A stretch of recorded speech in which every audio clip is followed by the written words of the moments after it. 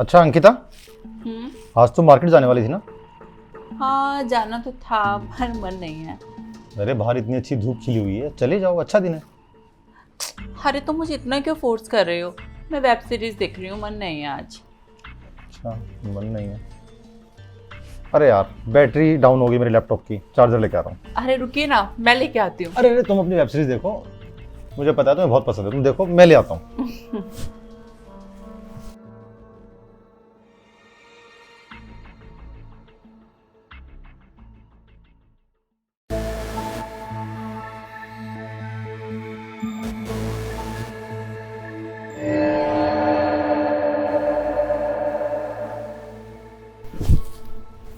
क्या बात है साली साहिबा, फाइनली तुम मेरी बात एग्री कर ही गए हैं। क्या करूं जीजू, मुझे आपकी बात तो माननी थी ना।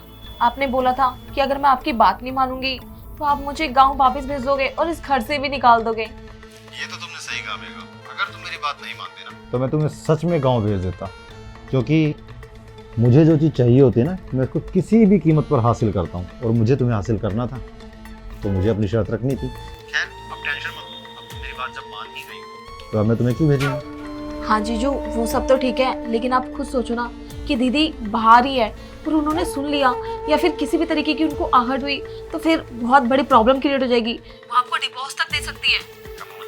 क्यों उसका नाम लेके मेरा मूड खराब कर रही है? और वैसे भी वो कोई वेब सीरीज़ देख रही है और मुझे पता है वो वेब सीरीज़ की कितनी दीवानी है, पूरी देखने के बाद ही उठेगी। जब तक तो हमारा काम हो जाएगा।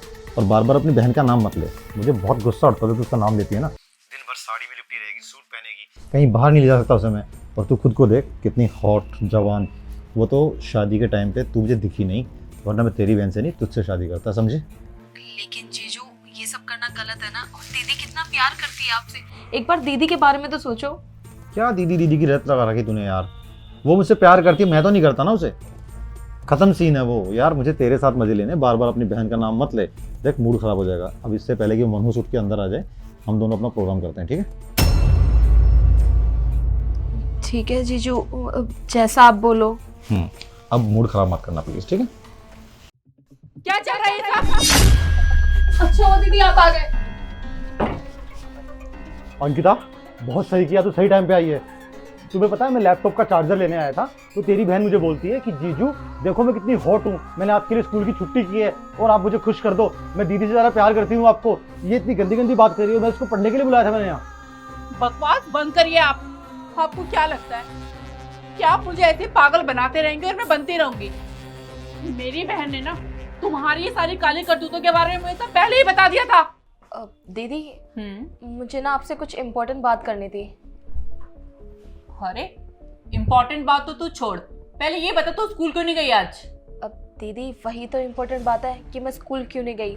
और बात ऐसी है कि मैं आपको बताने में थोड़ी हेजिटेट हो रही हूँ, क्योंकि मुझे समझ नहीं आ रहा कि मैं शुरू कहाँ से करूँ। अब ये बहानेबाजी मत बना, मुझे बता क्या बात है।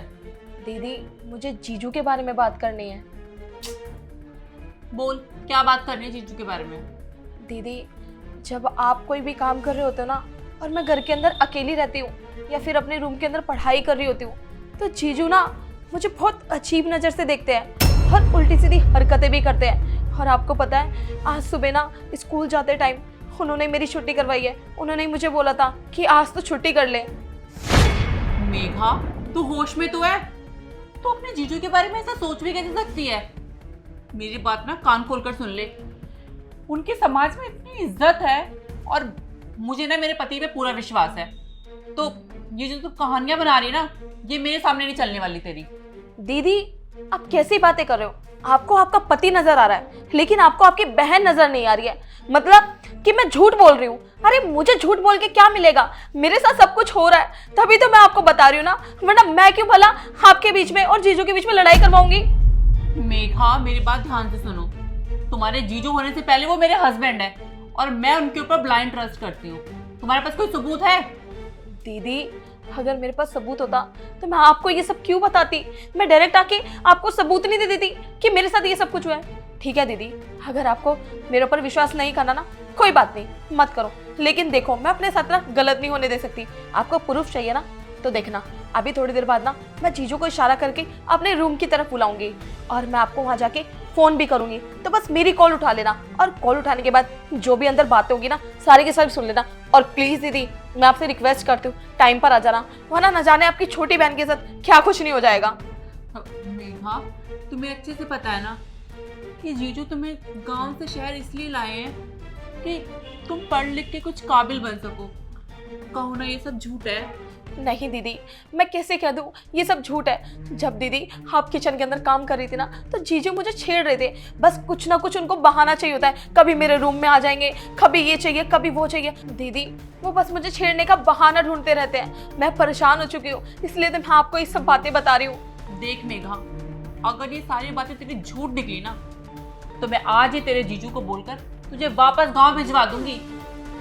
ठीक है दीदी, जैसा आप कहोगे मैं वैसा करने के लिए तैयार हूँ, लेकिन मैं गलत नहीं हूँ।